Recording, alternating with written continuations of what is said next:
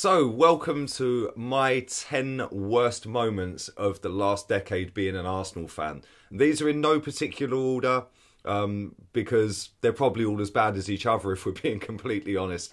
I want you guys to leave your 10 in the comment section down below as well. I also want you guys to go and check out the other videos I've uploaded, where we're looking at the best, the worst, the team of the day, etc, etc.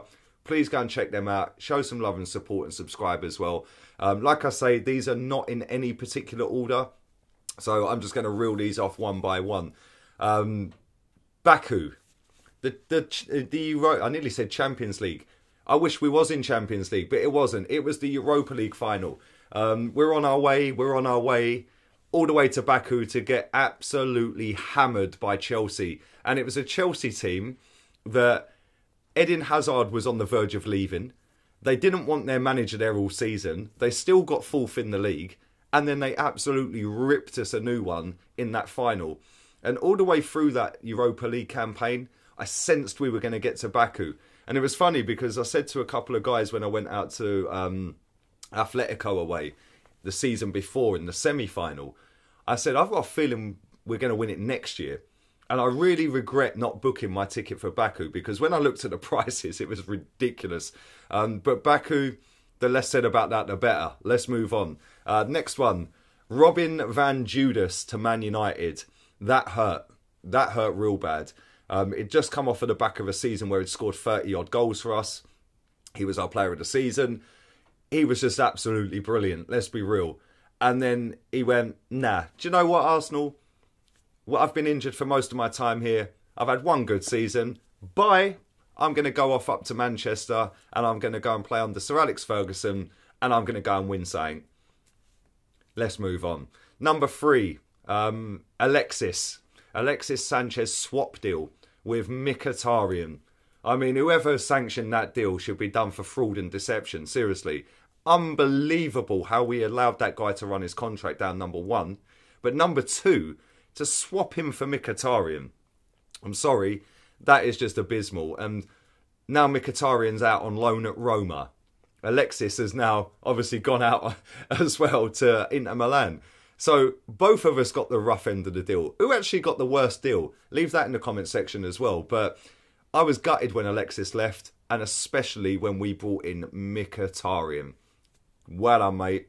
Anyway, let's move on. Number 4, the 8-2 at Old Trafford. Boy, that still haunts Arsenal fans to this day, doesn't it? And it will do for the rest of our lives because every time we play Man United, and ironically, we have got them in the next game, we get reminded of that. Ha, ha, ha, you lost 8-2. I remember sitting watching that game and literally, I think it was pretty much every single shot they had went in. You couldn't even blame the goalkeeper. The goalkeeper had no hope. I remember Ashley Young running things that day. Ashley Young. This is a guy who gets bird poo in his mouth on a football pitch and he's pulling the strings. Unbelievable, embarrassing, and I will never ever forget that game. Let's move on. Number 5. I've coupled these together rather than doing them separately. The 5-1s against Bayern Munich. Jesus Christ. Unbelievable. And to do it once, you could go, okay, cool.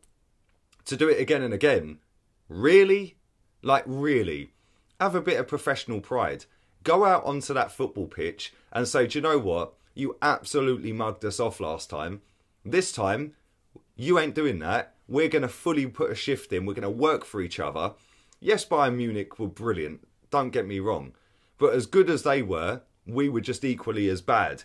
And that is embarrassing. That's probably more so embarrassing than the 8-2 at Old Trafford because that's a one-off. This happened 3 times. 3 times. 5-1, 5-1, 5-1. I'm sorry. Unbelievable. And at that point, it was a case of, do you know what? Just get everyone out. Not just the manager, everyone. It got to that point where everyone was so aggressive and so angry. And it did cause a massive divide. Because some people wanted to back the manager even after that. Not for me. But anyway, let's move on. The 6-0 against Chelsea. Arsene Wenger's 1000th game. They really wanted to play for him that day, didn't they? And this game, I remember it for two reasons, or a couple of reasons actually, 3 or 4 reasons maybe. Firstly, it was Wenger's 1000th game. Secondly, we got spanked 6-0. Thirdly, the referee sent off the wrong player. What's that all about? And the last reason I remember it is because Wenger, I remember his face when he walked off the pitch. And he was just like, he just looked lost. And maybe he was upset, obviously he probably was upset, but he just looked lost. And I remember sitting there thinking, you ain't got a clue right now, have you? We have just been spanked.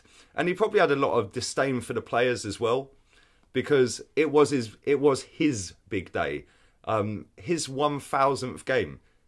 And they went out there and just went, okay, just score. Even Torres scored that day. Torres couldn't score in a brothel, but Torres scored that day. Come on. Anyway, let's move on to number 7. Birmingham FA Cup final. Oh my God. Birmingham Cup final. How did we lose that? How did we allow, was it Obafemi Martins, to start doing somersaults and backflips like he was in the Olympics? What was going on? Genuinely, the goalkeeper, and I think it was Szczesny that day, and Koscielny, was it? Seriously. And that was after, what, 8 years without, or 5 years without a trophy or whatever. Something stupid. And we were thinking, right, we've got Birmingham City. Come on, we're going to do them in the final. How embarrassing was that? Let's move on to number 9. Number 8. I nearly missed this one. I probably should have missed this one because it's Luis Suarez. £40 million and £1 bid. Who sanctioned that? Who thought, I know what? He's got a £40 million buyout clause. We'll take the wholesale piss and we'll go £1 over. Unbelievable fuckery and unbelievable arrogance from this football club to have the cheek to go, let's just bid £1, mate. He's only one of the best players in the world. We'll fully take the wholesale mick and go, here's £1 extra. Now you've got to sell him. Guess what? They didn't, and they flogged him to Barcelona a year later. We should have had him, and he would have won us a league title because he was absolutely mustard, the geezer. And if we had gone in and got him for 50 million or 55 million, we could have had him even for 2 seasons and still sold him to Barca. So, seriously, I am so glad that that regime is no longer at this football club because that was a liberty. Let's move on to number 9.